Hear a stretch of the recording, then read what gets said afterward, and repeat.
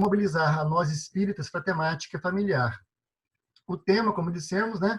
Quem é minha mãe, quem são meus irmãos. A gente vai encontrar isso em Mateus, em Lucas, em João, salvo engano, também no Evangelho segundo o Espiritismo e também no Livro dos Espíritos, abordando essa temática. Para ver o tanto que ela é relevante, ela é tão importante. A bem da verdade, quando a gente começou a desenvolver esse estudo, já há algum tempo atrás, inspirados pelos companheiros espíritas do Rio de Janeiro, lá da Jornada Espírita de Teresópolis, Jornada de Estudos Espíritas da cidade de Teresópolis, com esse tema especificamente, a gente foi fazer um mergulho depois para falar sobre família no Livro dos Espíritos. E descobrimos que o Livro dos Espíritos é uma imensa obra com uma temática familiar. Tudo em O Livro dos Espíritos vai ajudar a gente a entender a nossa relação ou no casamento, ou no relacionamento afetivo, ou na relação pais e filhos, irmãos com irmãs, filhos com pais, avós. A gente vai entender esse encadeamento familiar através dessa obra. Então, o primeiro livro que vai abordar especificamente sobre família no movimento espírita é o próprio Livro dos Espíritos. Tem muita clareza sobre isso. E, no Evangelho, a gente vai ter um comentário extenso de Santo Agostinho em torno desse capítulo 14, que vai abordar honrar pai e mãe. Né? Vai pegar desde a passagem lá do Velho Testamento e vai trazendo a lei. Jesus traz a lei novamente, a lei mosaica, e fala, bem, vamos entender essa questão aqui agora e dar uma ampliação de conceito de família para a gente. Mas, para a gente homenagear o dia de hoje, efetivamente, Alberto colocou muito bem no começo, a gente vai começar falando, a gente vai falar o tempo todo de quem é minha mãe, quem são meus irmãos, mas o dia hoje é dos pais. Mas, a bem da verdade, para a gente que tem um entendimento transcendente da alma, pai, mãe é uma condição transitória. Ora pai, ora mãe, ora filhos, ora irmão. Diversas vezes passamos por essas experiências, já dando um spoiler da conclusão do nosso estudo, é que somos família universal.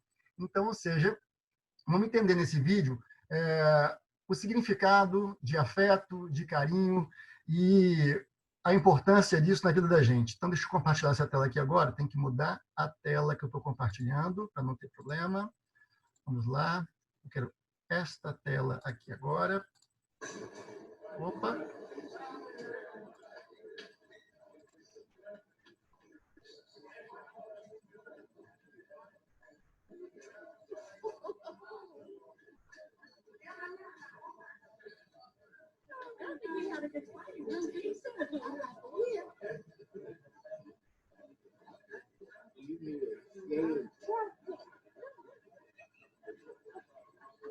Frederico, não Oi. compartilhou.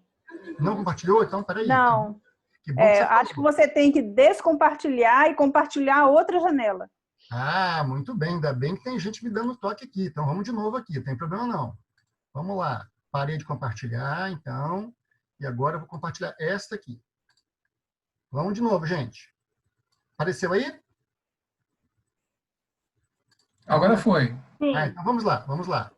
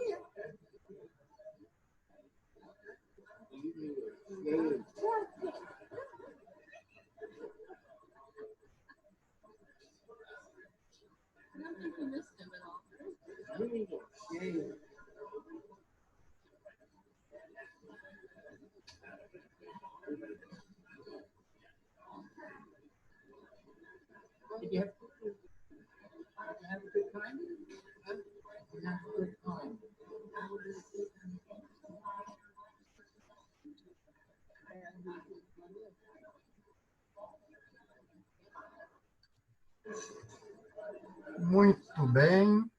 Então, vamos voltar para cá agora. A ideia era começar nosso estudo fazendo essa saudação importante aos pais, né, genitores desta encarnação, que estão tendo a oportunidade de experimentar a função paterna nesta vida presente, mas também colocar já o pano de fundo de todo o nosso estudo. Não tem nenhum sentido a reflexão que a gente vai fazer aqui se ela não for repleta de afeto. Afinal de contas, o Evangelho de Jesus ele vem conversar conosco essencialmente na parte afetiva. Claro que tem um aspecto intelectual, que nos vai fazer compreender, nos ter clareza sobre a vida, sobre os aspectos da vida. Mas o fato mais importante é compreendermos como as nossas relações de afeto impactam uns aos outros. Então, nós temos ali um jovem senhor com síndrome de Down de 53 anos de idade e um jovem senhor de 88 anos de idade se amando efetivamente no encontro, pai e filho que não se encontravam aí em algum tempo, para ver como que esse papel paterno ele é relevante, importante e determinante nas nossas vidas. Por isso, se a gente pegar a tradição judaica, Jesus vai falar de mãe, vai falar de irmãos, porque a questão paterna estava muito bem definida. Essa questão paterna, na visão da tradição judaica, era a figura do pai, do Deus, do Yahvé, do Jeová, de acordo com a tradução, e a gente já tinha, então, ela muito bem colocada, muito bem definida, sendo o papel masculino, então, na Terra, de tentar reproduzir o que é o Criador. Né? Daí o desafio de sermos pais. Mas vamos lá entender um pouquinho da nossa passagem, o que quer dizer essa nossa passagem, o que a gente quer alcançar com ela. Então, olha só, vamos pegar lá no Evangelho de Mateus, no capítulo 12, versículos 46 a 50, a passagem vai dizer o seguinte: enquanto ele falava às multidões, estavam do lado de fora sua mãe e seus irmãos procurando falar-lhe. Disse-lhe alguém: eis que estão ali fora sua mãe e seus irmãos, e procuram falar contigo. Ele, porém, respondeu ao que lhe falava: quem é minha mãe? E quem são meus irmãos? E, estendendo a mão para os seus discípulos, vai dizer: eis aqui minha mãe e meus irmãos. Pois qualquer que fizer a vontade de Deus, este é meu irmão, irmã e mãe. Essa é a passagem que Jesus coloca, né? Essa é a citação que inspira toda essa nossa discussão. Então, o tema da noite é uma interpretação dessa passagem. Que interpretações nós podemos fazer dela? Que entendimentos são possíveis a partir dela, sempre apoiados pelo Livro dos Espíritos e o Evangelho segundo o Espiritismo? O que a doutrina nos tem a dizer sobre isso, né? A primeira reflexão, ela vem no campo da curiosidade, assim, bem, mas será que Jesus teve irmãos e irmãs? Como é que é isso? Como é que funcionava isso? Será que Maria, então, teve outros filhos? Porque aí vira a questão da fofoca e da curiosidade, né? Nossa, será que Maria teve outros filhos? E será que José teve outros filhos? Bem, ele pode ter tido outros filhos com Maria após Jesus? Ou será que José teve um casamento antes de ter casado com Maria? Para também tentar trazer o contexto do Evangelho aos nossos dias atuais. Porque, por mais que tenham se passado 2000 anos, os arranjos familiares, as desorganizações e reorganizações familiares acontecem desde que o planeta é planeta, né? Desde que tem dois seres humanos que se unem em torno do afeto e começam a se reproduzir, efetivamente você começa a ter ali arranjos diferentes de grupos, de tribos, de clãs, dando origem à moderna família que nós temos, com essa visão de século XXI que a gente vive atualmente, né? Uma questão muito importante é entender o seguinte: irmãos ou primo-irmãos? Porque na época, em Israel, você pertencer ao mesmo clã, ou à mesma tribo, vamos dizer assim, a mesma tribo, melhor dizendo, é o termo correto, faz você ser da mesma família. Então, de que tribo você é? Ah, eu sou da tribo de Judá. Então, todo mundo dessa tribo que nasce nessa tribo é tratado pelos adultos como filho. Então, eu não tenho os meus filhos e os outros são filhos dos outros. Todo mundo é filho de todo mundo. Eu acho legal isso, é uma experiência que a gente tenta fazer nas atividades de grupos de família e de evangelização nas casas espíritas. É o seguinte: entrou da casa espírita para dentro, é todo mundo filho de todo mundo e todo mundo é irmão de todo mundo. Porque isso aproxima o trato, aproxima o relacionamento. Essa cultura já havia no entendimento da época, né? Como curiosidade, são citados na Bíblia como irmãos e irmãs de Jesus: Tiago, Judas Tadeu, Simão, José, Maria e Salomé. Qual a utilidade prática para a gente aqui agora? Nenhuma, só curiosidade. Tá? Mas para a gente pensar, existem então de formas diferentes de pensarmos família? Podemos entender família em outros arranjos, diferente daqueles tradicionais que nós estamos acostumados, a chamada família tradicional judaico-cristã, ou seja, homem, mulher, ou marido, mulher e filhos? É essa a introdução que a gente está tentando compreender aqui. Aí, para quem gosta de estudar aramaico, tem uma referência fonética aí do lado, né? Mas qual o significado de irmão em aramaico? Qual o sentido de irmão em aramaico? Vamos lá. filhos do mesmo pai ou todos os membros de um clã ou tribo, como eu disse agora há pouco. Então, olha, quem é meu irmão? Se pertence à minha tribo, é meu irmão. Então, se a gente estivesse dizendo aqui agora, quem mora em Vitória é todo mundo da mesma tribo, então todo mundo é irmão. A gente se considera, tanto no falar, tanto no comportamento, a gente considera todo mundo como sendo da mesma família, como sendo irmãos. É o que nós fazemos muitas vezes quando viajamos para outro estado, por exemplo. Olha, todo mundo lá do Espírito Santo é minha família, eu sou da família Espírito Santense. Ou se você sai do país, eu sou brasileiro. Você vai ampliando o seu conceito de família, ainda que o façamos cheio de restrições, né? Também, no aramaico, você pode entender o seguinte, né? O irmão como sendo descendente de um mesmo ancestral. Então, quais são seus ancestrais? Não só o pai, não só a mãe. Qual é a sua linhagem? A sua linhagem, então, os torna irmãos. Esse raciocínio perdurou também ao longo da Idade Média, né? As dinastias reais perpassavam muito esse entendimento. Mateus vai escrever Ra ou A, não sei aí, não sou especialista em aramaico, que vai definir irmão ou primo-irmão.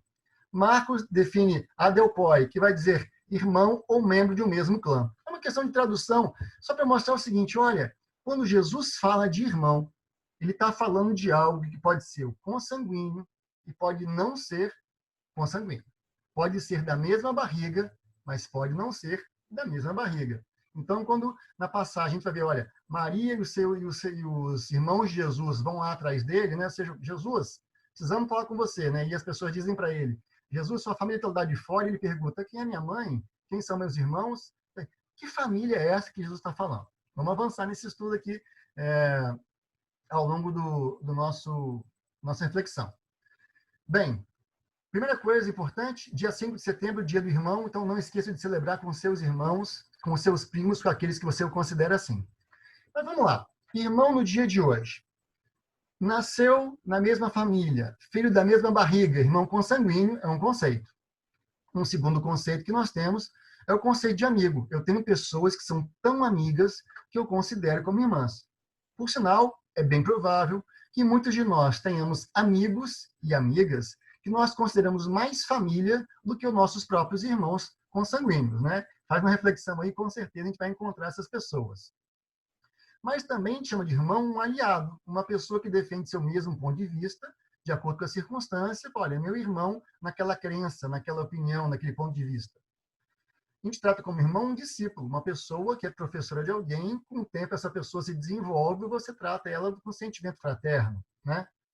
Como dissemos agora há pouco, uma pessoa que nasce no mesmo país, meu irmão brasileiro, meu irmão capixaba, meu irmão do solo Espírito Santense, meu irmão do estado onde eu nasci, cada um de nós, ou da cidade, né?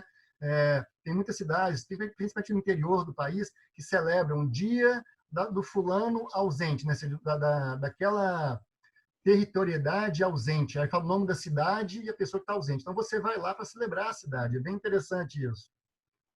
Um companheiro de causa ou de partido também são tratados como irmãos, né? Nas diversos segmentos ideológicos e pensamentos que tem na sociedade. Sectários das mesmas ideias são tratados como irmãos e membros de uma mesma ordem religiosa. Se aplica a nós, por exemplo. Então, nós, espíritas, nos denominamos como irmãos. Não só pela denominação, que é o conceito, mas no esforço permanente do exercício da fraternidade. A gente deseja efetivamente sermos irmãos uns dos outros. A casa espírita, ou agora pelos canais da virtualidade, é o espaço de exercício. Então, a gente está aqui exercendo fraternidade, onde um estuda alguma coisa, compartilha, depois vem o outro, né, em situação de igualdade, ou seja, não tem ninguém aqui que sabe mais ou menos que ninguém. Está todo mundo sentado na mesma roda ou no mesmo espaço, compartilhando algum estudo de forma carinhosa, afetuosa, aprendendo uns com os outros.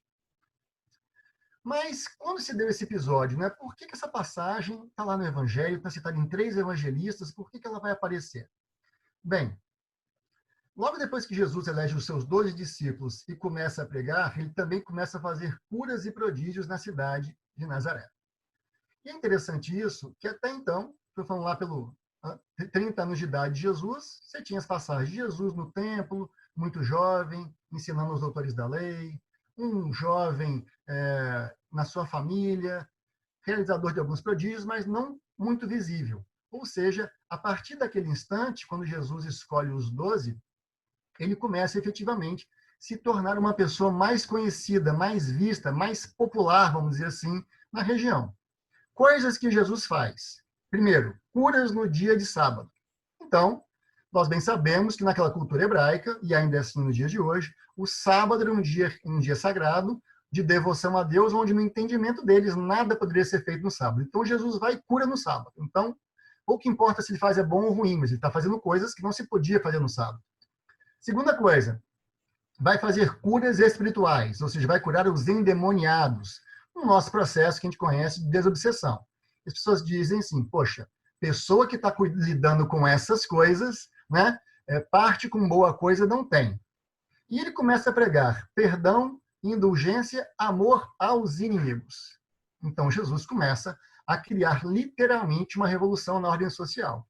Porque você tem naquele contexto o povo de Israel buscando justamente uma situação de conflito político com o povo, com o Império Romano, de forma a tomar o poder político local, ou retomar o poder político local. Era o entendimento que se tinha naquela época. Então, Jesus, nas suas andanças e pregações e atitudes, começava a mostrar uma realidade muito diferente do que se vivia até então naquela época, né? Os familiares, não os discípulos de Jesus, o que eles temiam? O que a família ali, né, próxima de Jesus temia? A expulsão do templo pela atitude de Jesus. Porque uma punição que se tinha na época é o seguinte, você vai ser expulso do templo. Ser expulso do templo é virar um pária, ou seja, é ser excluído da sociedade.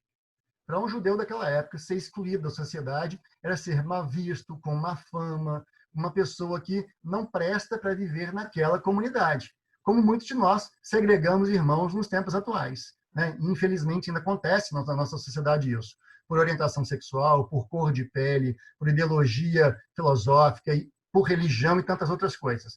E isso era intensivo naquele contexto. Então, a família de Jesus, como vai procurar Jesus, que estava conversando, então, com uma multidão que o seguia numa casa, vão estar preocupados, não necessariamente com Jesus ou com aprender com ele, estão preocupados com o seguinte, Jesus, o que você está fazendo é ilegal, você está queimando o nosso filme nos termos atuais, e nós estamos essencialmente preocupados com a imagem da nossa família que está correndo o risco de ser expulsa do templo. Esse era o contexto, né? Nenhum evangelista vai registrar Maria de Nazaré, a mãe de Jesus, compartilhando as opiniões dos familiares, que o achavam fora de si. Na verdade, a família de Jesus, irmãos, irmãs, primos, primas, nesse conceito amplo que a gente deu, achavam, o Jesus enlouqueceu. Maria, seu menino está doido.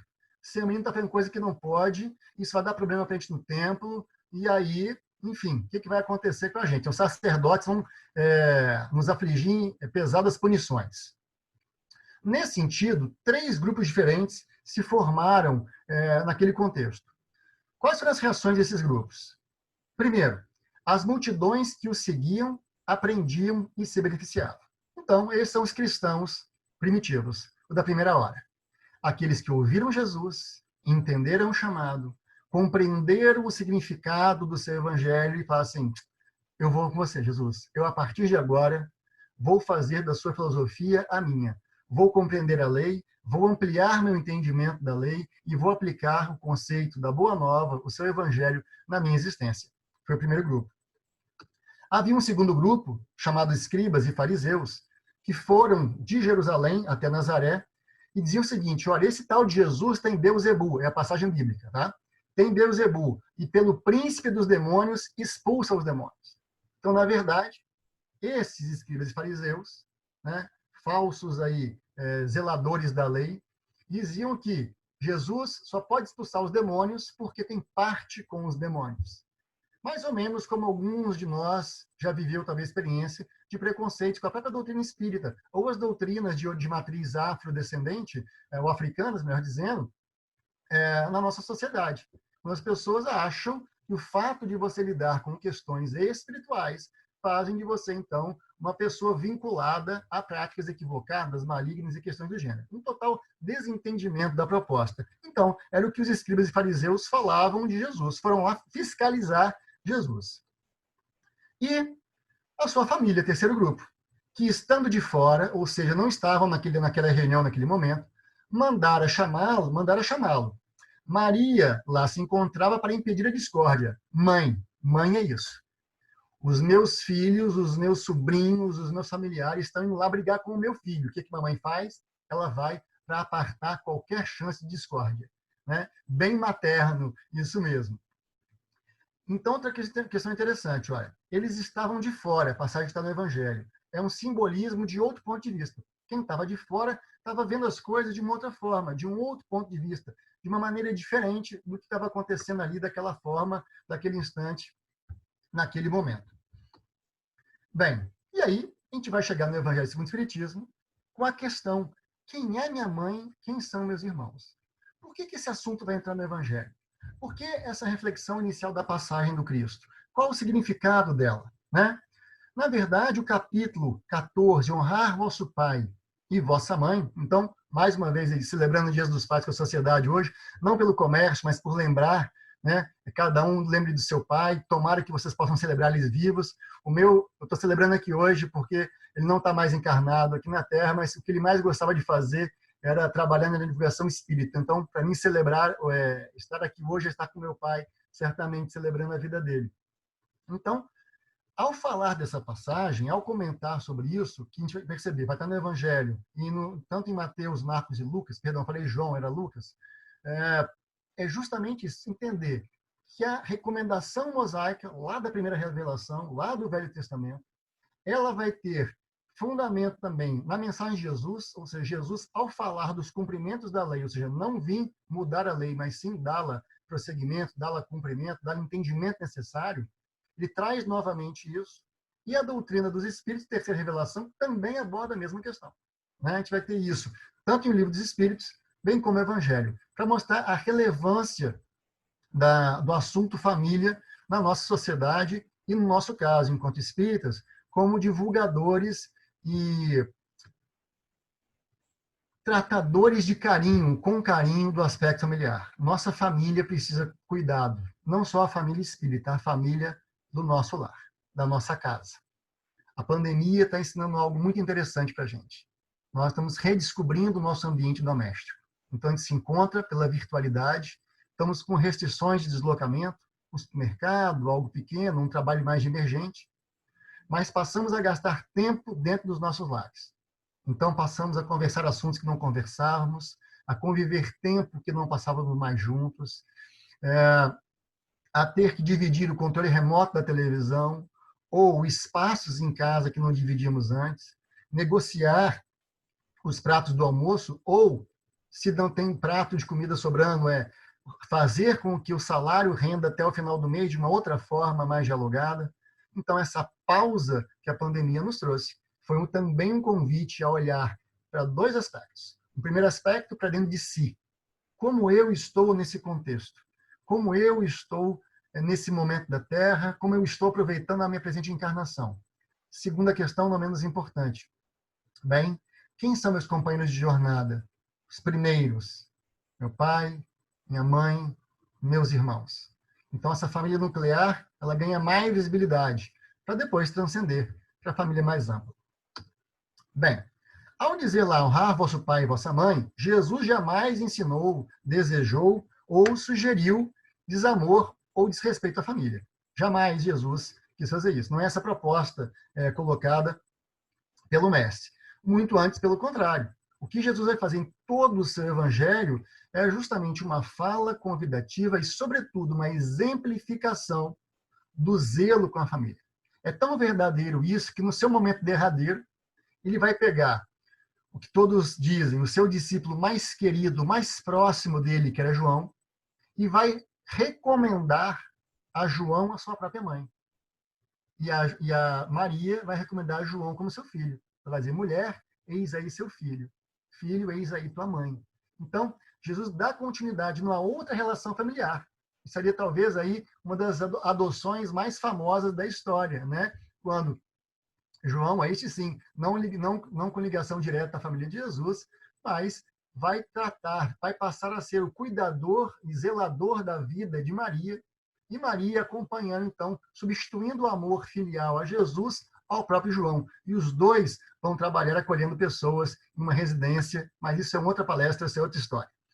Bem, então o que Jesus quis demonstrar com essa passagem, né? Qual foi a finalidade dele ao falar isso? Deixa eu só acertar aqui a informação. Opa. Vamos lá. O que Jesus quis com isso? Quis demonstrar. Primeiro, que a relação fraterna, irmão e irmã, está muito além dos laços parentais. Então, a nossa relação de família, ela transcende a relação da consanguinidade. Jesus começa a mostrar para a gente que, ao honrar pai e mãe, e ao falar quem é minha mãe e quem são meus irmãos, ele vai dizer daqui a pouco sobre isso para a gente, que irmão, mãe, ele vai considerar todos aqueles que cumprem a vontade do Pai, e vontade do Pai, no caso, é entender a proposta do seu Evangelho. Então, ele está transcendendo o conceito de fraternidade. Ele vai dizer para a gente, está introduzindo para a gente, né? A gente vai ver isso também no Livro dos Espíritos, que os laços de afinidade espiritual, esses são eternos. Então, ou seja, eu posso ter tido e ter, ainda certamente teremos, várias experiências em grupos familiares. Em algumas vezes, os personagens se repetirão. Muitas vezes, é bem da verdade. Outras vezes, serão personagens completamente novos. Mas um afeto que você criou em alguma vida, ele jamais deixará de ser afeto. Por isso, algumas pessoas vão dizer que a reencarnação destrói os laços da família. E o Livro dos Espíritos e o Evangelho vão nos mostrar exatamente o contrário. O que acontece com a reencarnação é que sua família, antes reduzida a um grupo muito pequeno, passa agora a ser extremamente ampla, extremamente grande, permitindo, então, que esse sentimento de fraternidade seja vivenciado, experimentado por muito mais pessoas. Nesse sentido, fica clara a necessidade de priorizar a relação espiritual muito mais que a corporal. Por isso que ele faz o questionamento. É necessário, então, da nossa parte, ampliar os horizontes de entendimento. Então, que família é essa? O que é família para mim? Né? Qual o conceito que eu venho carregando na minha cabeça de família durante muito tempo? Eu tenho na minha cabeça única e apenas a família tradicional, patriarcal, chamada de judaico-cristã, onde eu tenho pai, mãe e filhos. Mas se o pai desencarnar cedo? E se a mãe desencarnar no parto? E se, porventura, o filho vier desencarnar? A relação daquele casal? Qual o nosso conceito de casal? A adoção a gente não considera mais família? Tudo isso faz parte desse entendimento necessário que a gente está convidado a partir desse instante. Jesus também vai querer demonstrar que a tradição da família como autoridade absoluta não se sobrepõe às leis eternas. Então, na verdade, naquele contexto que se reproduz aos dias de hoje, um conceito de autoridade paternal ou maternal, que é verdadeiro, vocês estão com responsabilidade, mas responsabilidade é diferente de poder. Então, sermos responsáveis pelos nossos filhos, nossas filhas, pelos nossos sobrinhos, nossos netos, é diferente de queremos arbitrar sobre a vida deles. Conduzi-los a que eles possam encontrar as melhores condições para realizar aquilo que vieram fazer na Terra é uma questão. Dizer, determinar o que tem que ser da vida deles é outra completamente diferente. Ponto para Maria, que em momento algum interviu nos ditames de Jesus. Sofreu como mãe, e viu o filho sofrer, viu o filho ser morto, viu o filho ser injustiçado, mas soube compreender e dignificar a existência dele durante o tempo que ficou em silêncio, a vida dele, e, sobretudo, testemunhando os ensinamentos dele para aqueles que não o conheceram depois da sua desencarnação na cruz. Então, o conceito dessa passagem, fundamental para a gente, é a compreensão de que a família parental é diferente da família espiritual. A família parental é restrita a uma vida, a uma encarnação apenas. A família espiritual transcende encarnações e está permanentemente ligada pelo afeto. Isso desmerece alguma coisa da família parental? Pelo contrário, dá muito mais sentido e significado. Então, se eu tenho dificuldades no meu lar, com quem qualquer que seja a pessoa, eu vou me esforçar ainda mais para acertar as dificuldades de relacionamento. Porque acertando essas dificuldades, eu passo a ter as possibilidades de viver melhor no primeiro laboratório, que é o lar. E com isso, eu treino habilidades para a vida em sociedade. Então, o lar é o cadinho, né? Vamos dizer assim, na química, cadinho é aquela, vamos dizer assim, uma baciazinha, um potinho que recebe fogo, e ali os elementos químicos derretem, grudam uns nos outros, eles se transformam em aquilo que eram em algo novo, em algo que se funde um ao outro e, estando juntos, passam a representar um outro elemento. Então, uma coisa é eu, Frederico, sozinho. Outra coisa é eu com minha companheira, com a família da minha companheira. E aí a gente começa a ter uma outra relação de uma família mais ampliada. E as dificuldades que a gente vive no lar são treinos para que a gente possa estar melhor no ambiente de trabalho, na vida em sociedade, na vida no prédio onde a gente mora e por aí vai. É exercício, é fundamental isso. Então, encontrando na sua existência um parente difícil, filho, filha, irmão, irmã, sobrinho, sobrinha, sogro, sogra, genro, nora, enfim. O primeiro desafio não é desistir deles, é compreendê-los, para que a gente possa sair melhor dessa experiência. Talvez esse é o grande convite das relações familiares na nossa atual encarnação.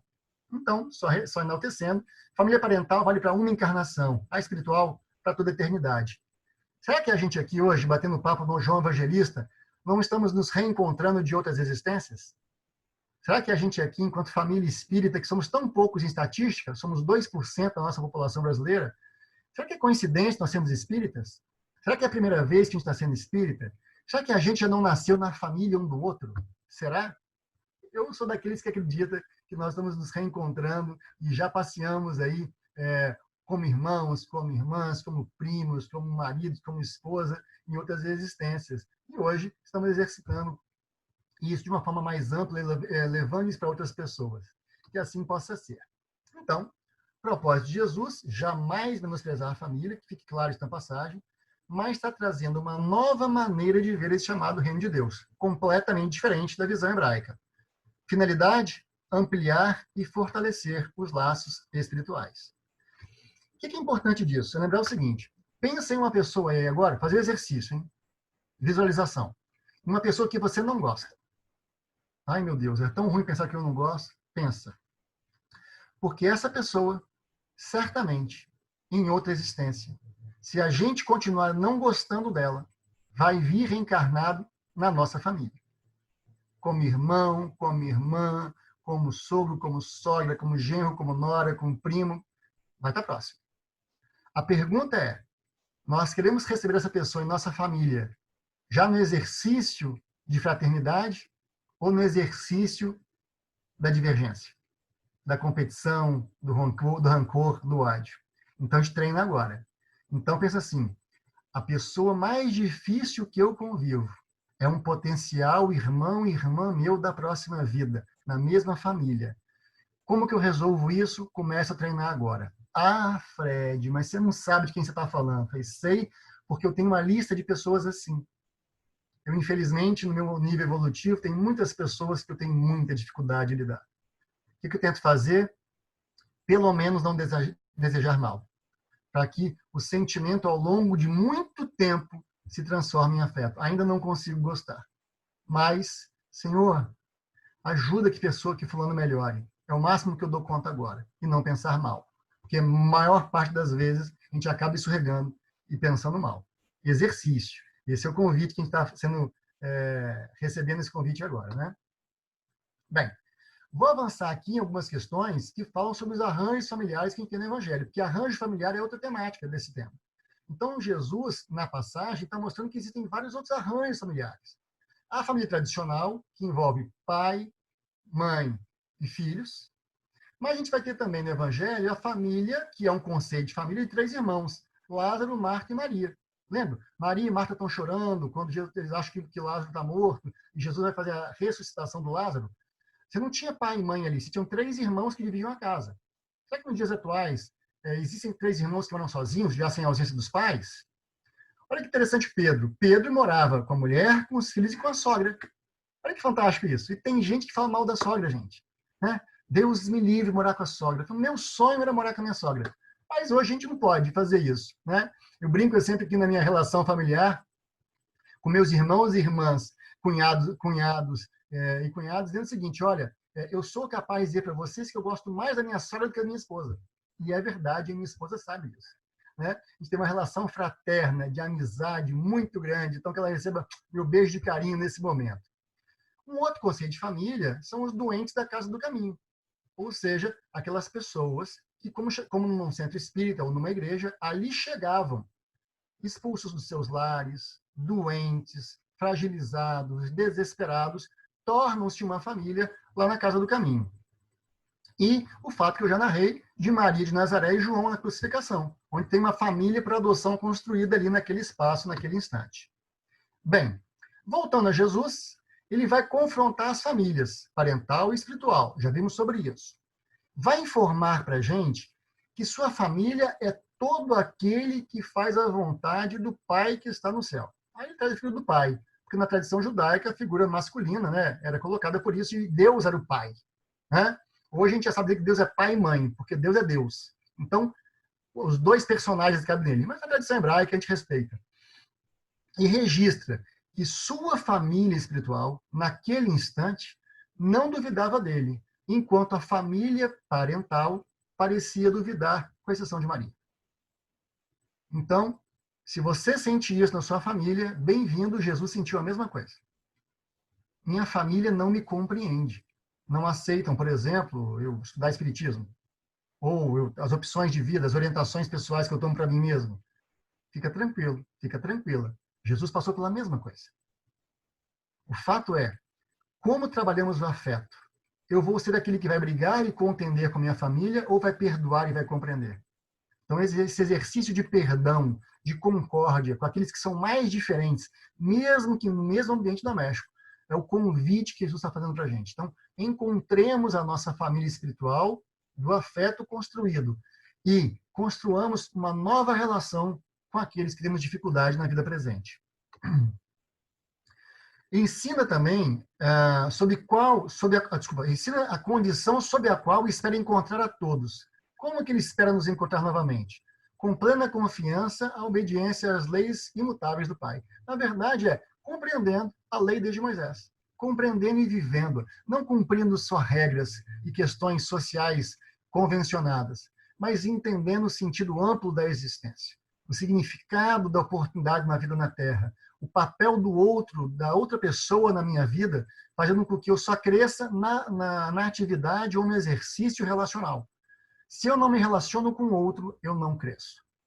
Eu posso até estudar muitas coisas sozinho ou sozinha, desenvolver o intelecto, mas eu só cresço, enquanto espírito, na relação com o outro. É o doar-se, é o sentido mais amplo de caridade, caritas, caristia, ou seja, dar-se de si.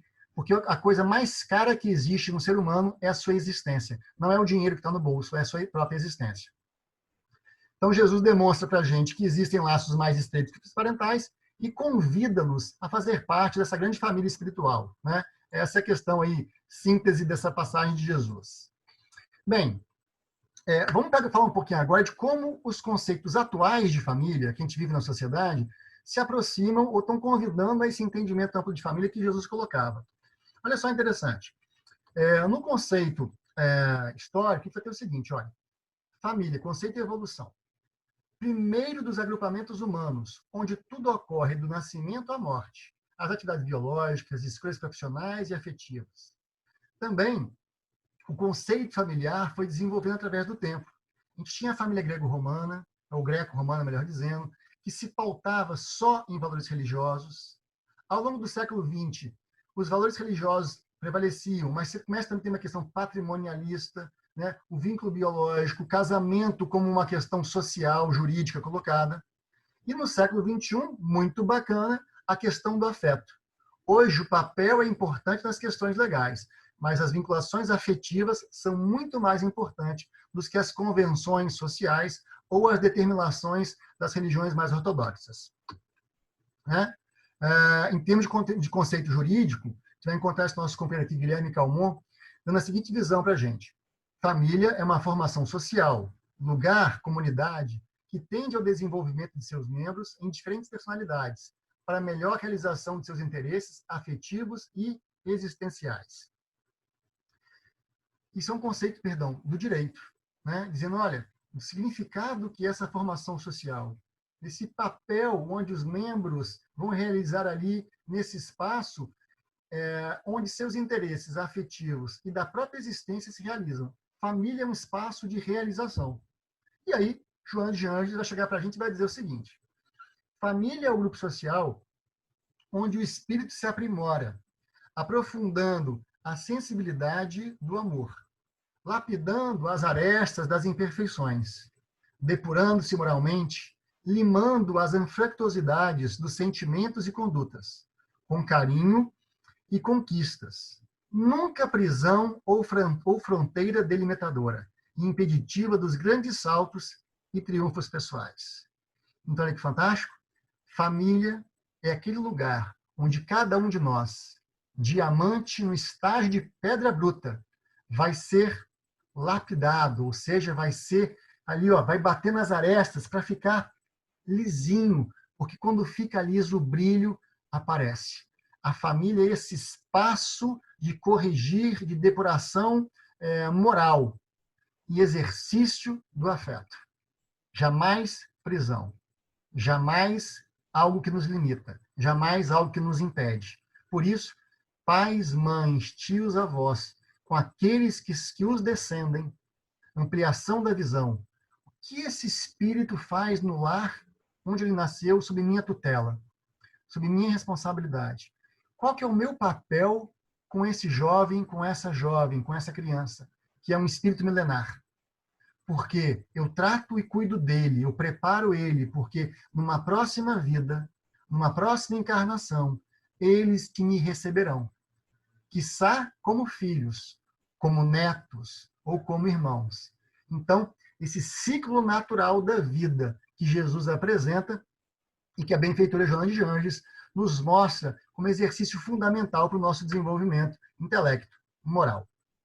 E, como curiosidade bacana, como são as famílias do século XXI?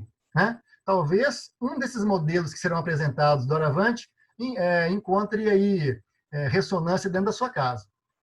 Bem, nós vamos ter as famílias chamadas funcionais, né, da produção econômica conjunta, da liderança paterna, das uniões por convenção, ligada aos parentes de comunidade, mais tradicional.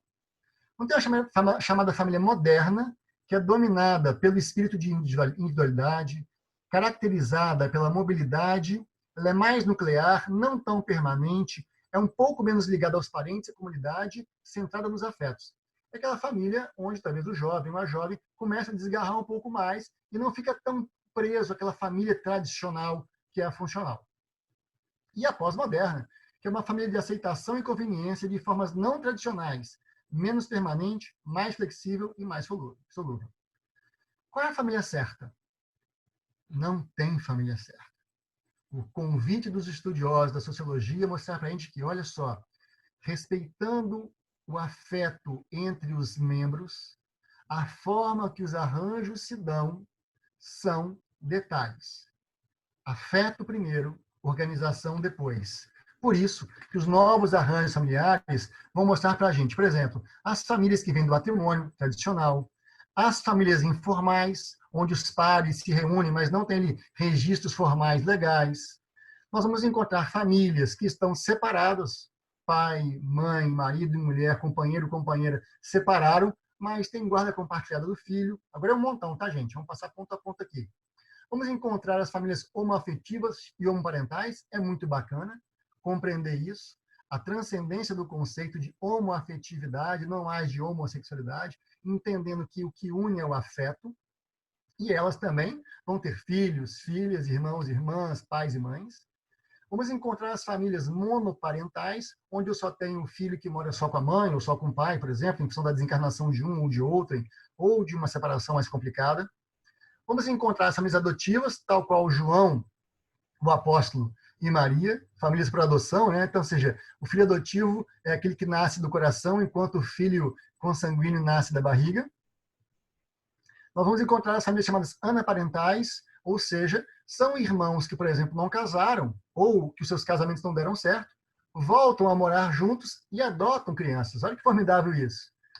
Um outro conceito, chamado de famílias eudemonistas, que buscam a felicidade. Na verdade, todas nós, né? A gente está buscando o entendimento de felicidade. Ainda nas famílias modernas, arranjos que encontraremos. Vamos ter a família monoparental, ou seja, Só o pai com o filho, só a mãe com o filho, mas o avô mora junto, a avó mora junto. Os casais com filhos de uniões diferentes, isso é um barato, né? Tem o primeiro casamento de um, o primeiro casamento de outro. Eles se reúnem num segundo casamento, mas os filhos convivem de forma harmoniosa como irmãos. Arranjos modernos, arranjos da atualidade. Vamos ter também avós que moram com o genro, com a nora, com os netos de várias uniões. Então, você imagina? Uma criança que nasce de um segundo casamento, onde você tem filhos do primeiro casamento, quantos avós ela tem? Ih, baguncei tudo agora, né? Mas é isso mesmo. Depois brinca de fazer árvore genealógica de duas uniões. É bem interessante isso. Casais homoafetivos que trazem os pais para morar consigo ou vão morar com os pais. Casais homoafetivos que moram com os pais ou com os irmãos de ambos. Casais homoafetivos que adotam crianças. Vamos sobre isso um pouquinho. Vamos encontrar também famílias de instituições. Os que moram em asilos, em orfanatos, né? Então, ou seja, também é uma família. Uma família, talvez, daqueles que a família consanguínea não deu conta ou desistiu. Né? Também é uma família. Só um parênteses aqui, importante dizer, nós estamos falando que esses modelos, todos nós devemos considerar como família. O exercício nosso de afeto envolve sentimento por todas essas pessoas. Esse é o nosso convite do estudo. Famílias de irmãos solteiros, viúvos ou divorciados. Como dissemos agora há pouco, o casamento não deu certo de um, de outro, então eles voltam. Vão dividir a casa? Vão, dividir custo, não morar mais sozinho, passam a morar junto. Natural acontecer isso muitas vezes, e bacana. E famílias parentais com agregados, né? Traz o genro para morar, ou um amigo ou uma amiga passa a morar na casa. Quantas casas vivem realidades assim? Né? E, na verdade, exercício de afeto. Juridicamente também vão ser considerados famílias. Né? Então, as famílias atuais têm uma estrutura mais simples do que a nuclear, a fertilidade é menor também, sabe disso, os casais planejam muito mais suas famílias. Infelizmente, ainda, havia uma baixa, interessante isso aqui, havia uma baixa convivência entre familiares, como dado estatístico, mas a Covid mudou tudo. Ela intensificou a convivência dos familiares. Né? Nas famílias modernas, havia também uma redução das reuniões obrigatórias, né? Tem que ir no almoço de domingo. Questão, peraí, nós nos reunimos para quê? Pela obrigação ou pelo afeto?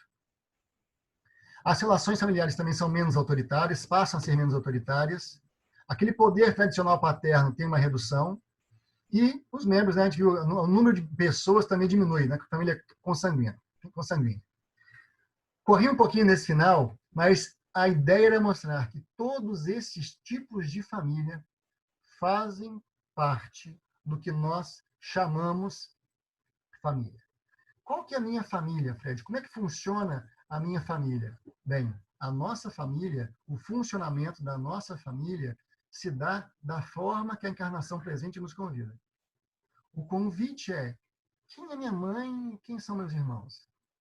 E aí a gente coloca a lente da doutrina espírita e pergunta assim: bem, meu irmão é todo aquele com o qual eu convivo e eu consigo traçar objetivos comuns.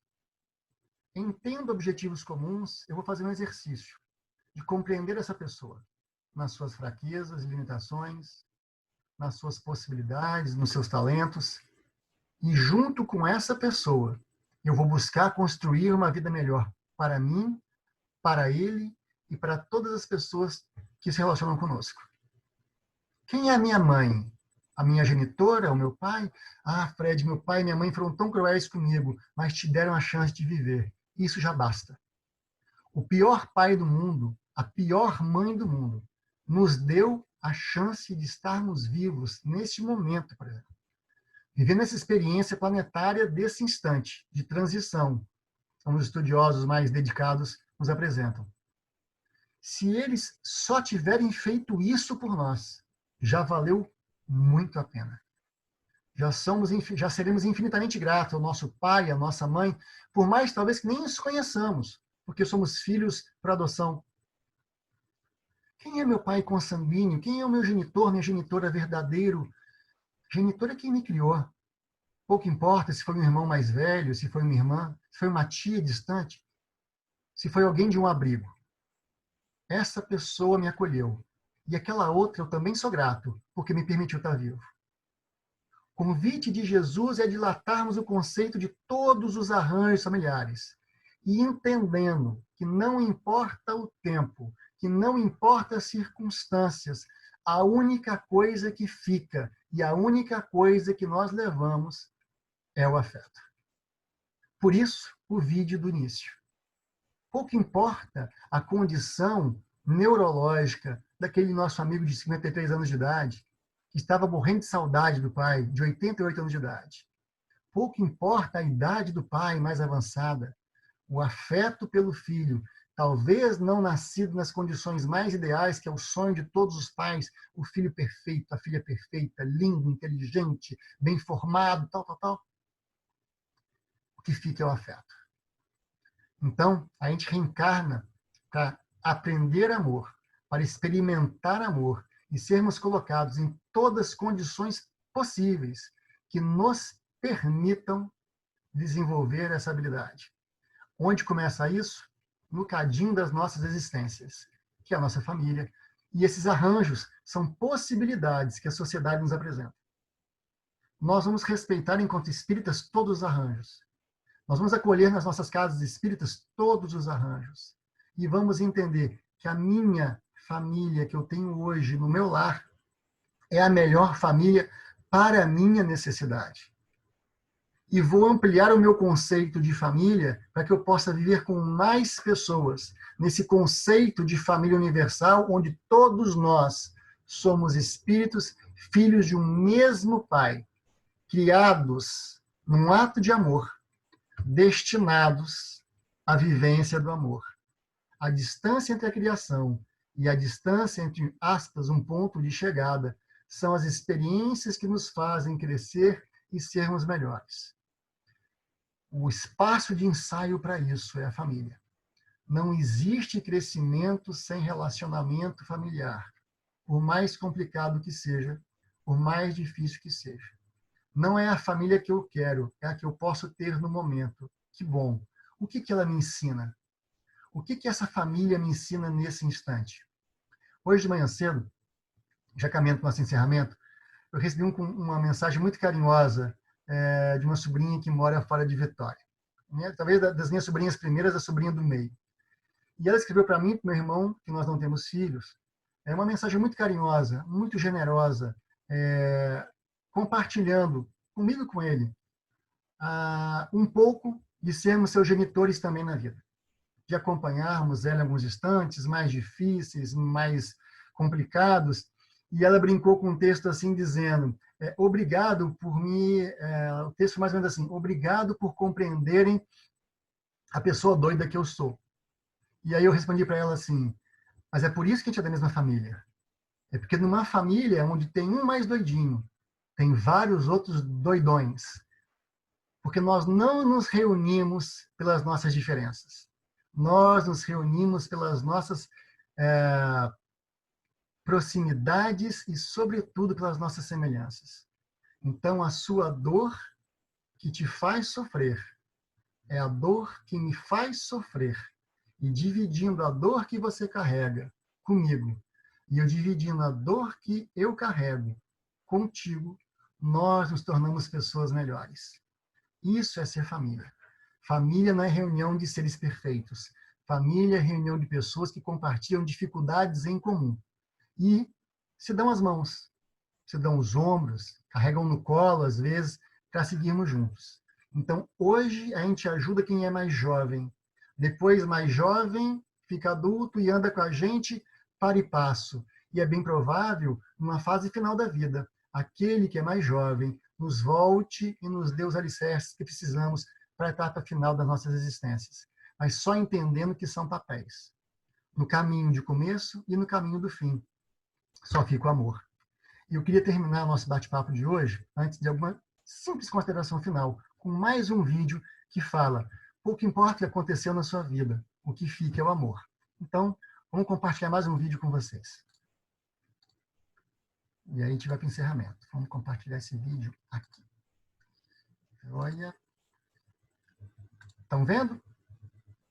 Então, é um reencontro aguardado por quase 4 décadas. Ainda não, Frederico. Ainda não? Então, desculpa. Vamos voltar. Então, obrigado pelo feedback. Se vocês não me falam, eu não vejo. Então, peraí. Então, eu faço o seguinte. Eu paro de compartilhar. Essa é a dica boa que eu recebi. Gente, peraí. Vou compartilhar essa tela e compartilho. Foi? Agora sim. Ah, joia. Então vamos lá, gente. Espero que seja útil, carinhoso esse encontro aí aguardado, reencontro por 40 décadas.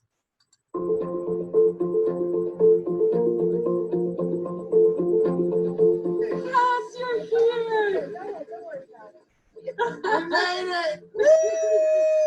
Yes, it's real.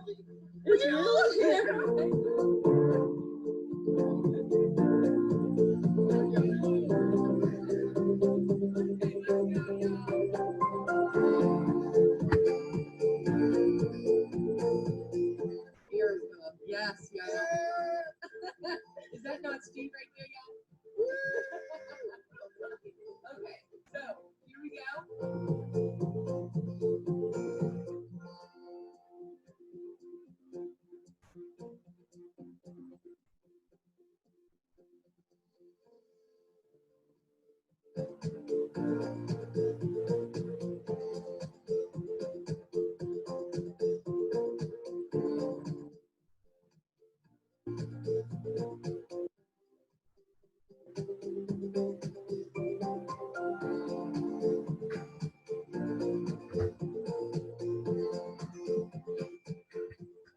Uh-huh. Okay, yeah. Oh, my gosh, my heart's beating so fast. What a miracle.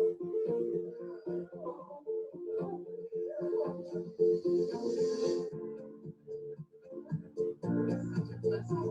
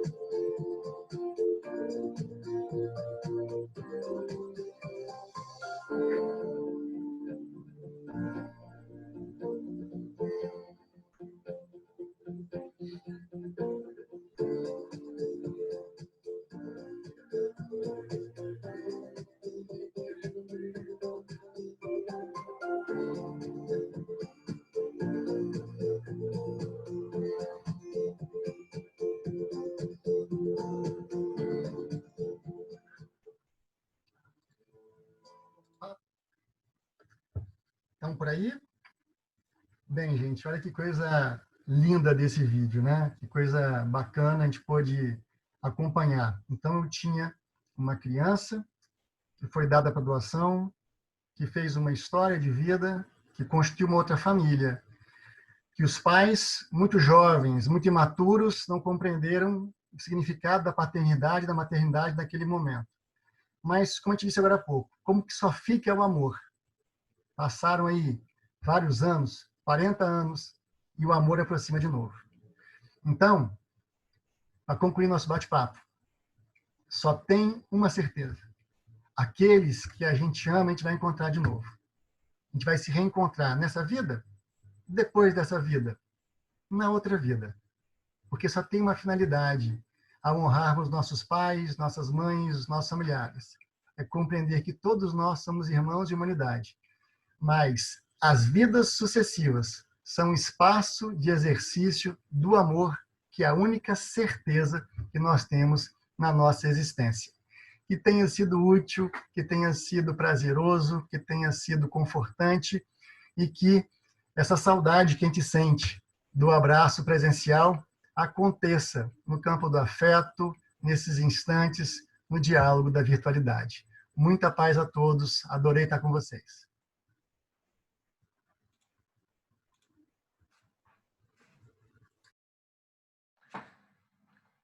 Frederico, a gente agradece imensamente aí a palavra carinhosa, esclarecedora, muito sensível, né? Tenho certeza aí que muitos de nós muito emocionados aí com os vídeos, com o ensinamento, né? E esse esclarecimento que, acima de tudo, acho que a doutrina coloca uma lupa sobre esse tema aí tão importante, né? E nossa responsabilidade, nosso dever é muito maior, né? Perante o tema, né? Então, acho que é um convite à renovação. Obrigado, um abraço aos nossos amigos lá do Jerônimo Ribeiro. Com Tá? certeza. Muito obrigado. Obrigado a vocês. Lembrando, pessoal, que essa palestra está sendo gravada, tá? A Juliana, que está nos apoiando aí, vai estar editando o vídeo, né? E posteriormente vai estar publicando no nosso canal lá no YouTube. Tá bom? A gente passa agora para o segundo momento da reunião, que é a gente vai pedir ao Frederico, né, que nos conduza na prece final, ok? Como nós não vamos ter o passe físico, né? Nós, como eu falei no início, nós vamos ter que se favorecer pelo passe dos nossos companheiros espirituais. Tá? Então, fechar nossos olhos, sintonizar na prece, para a gente poder ser bastante beneficiado, ok? E no final tem alguns recadinhos. Então vamos, como irmãos que somos, elevar nosso pensamento em prece a Deus, nosso Pai, a Jesus, nosso irmão e amigo incondicional de todas as horas, que conhece as nossas dores, as nossas limitações, mas investe todo o seu tempo, todo o seu recurso nas nossas potencialidades. Mestre querido, cá estamos, reunidos em torno da tua doutrina, compreendendo e buscando compreender um pouco mais do seu evangelho para aplicá-lo em nossa existência. Que momentos como este, de reflexão, de encontro, nutram nossa alma, elevem a nossa coragem, reforcem a nossa fé, nos dando a certeza e a convicção da oportunidade que temos nessa vida de galgarmos passos importantes ao encontro da paz e da felicidade ao qual todos nós estamos destinados. Mas lembramos também, Jesus querido, de todos aqueles que sofrem nos hospitais, nos asilos, nos Eu orfanatos. estou fazendo oração, mano. Aqueles Não que, era para estar lá. porventura, ainda não conhecem o seu evangelho. Hum? E também a todos aqueles outros que perderam a esperança. São nossos irmãos em humanidade e juntos a eles queremos fazer a caminhada ao encontro de Ti. Por essa oportunidade, Senhor, pela alegria de estarmos juntos, agradecemos o diálogo da noite de hoje. Muita paz.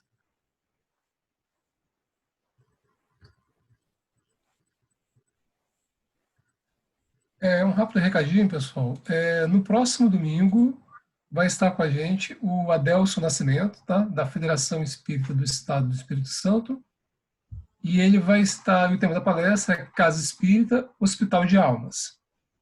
A gente agradece aí também a todos, que todo último domingo do mês nós temos a nossa atividade, que é ação social, onde a gente entrega cestas básicas, né, para as nossas famílias assistidas, né? Sabe que nesse momento de pandemia, né, eu acho que a necessidade, o apoio espiritual é importante, mas muitos estão com a necessidade do apoio material, né, acima de tudo. Né? Então, nós tivemos a campanha do cobertor no mês de julho, né, muitos nos ajudaram nessa campanha, né, e literalmente aqueceram muitas famílias. Né? Então, o nosso agradecimento aí a todos.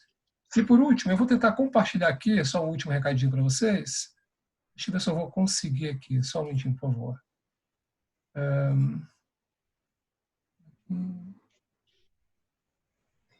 Eu posso compartilhar aqui, Alberto, se você quiser. Você tá com ele aí, Juliana? Faz, por favor, por favor. Pronto. Todos os anos, a cada 2 anos, na verdade, é realizada a Jornada Espírita da Associação Médica Espírita do Estado do Espírito Santo, né? É um evento a nível de congresso, né? Um pouco menor, né? Normalmente ele é realizado lá no auditório da UFES, e ele traz muito uma visão científica da doutrina, né? Uma da doutrina, né? A luz do Evangelho, né? E esse ano ele vai ser realizado virtualmente, tá? Também via plataforma, né? Eletrônica, né? As inscrições já começaram. Há uma taxa simbólica, né? Normalmente é menor do que se fosse fisicamente, R$50, né? E esse dinheiro é destinado para a manutenção da instituição, que é a AMES, para ajudar a FES e também o Avedalma, ok? E os convidados aí são mais que especiais, né? A gente vai ter o Alberto Almeida, Andrei Moreira, Décio Andoli, o Gilson Roberto, Haroldo Dutra, né? Ivênia Prada, né? O Dr. Roberto Lúcio, Rossandro Klinge, Dr. Sérgio Lopes e o Thiago Guzmão. Então, só gente aí muito capacitada, né? Capacitada para essa reunião, acho que promete, né? Então, nós vamos estar aí divulgando nas nossas redes sociais, nos nossos grupos de WhatsApp, né? E a gente recomenda aí a participação, que vale muito a pena, tá? É muito enriquecedora, tá? E o nosso abraço a todos, tá? A gente agradece aí a presença de todos que estiveram conosco essa noite, que tenhamos todos aí uma excelente semana e uma ótima noite. Fred, mais uma vez, obrigado. Boa noite. Nosso abraço Abração, gente. para todos.